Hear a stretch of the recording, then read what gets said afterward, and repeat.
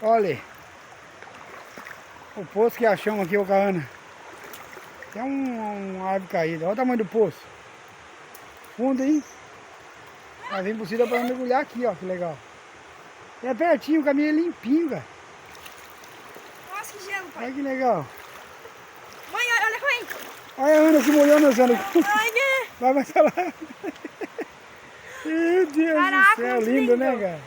Fundo, Alessandra. É debaixo da cachoeira do Dudu. Olha, mãe.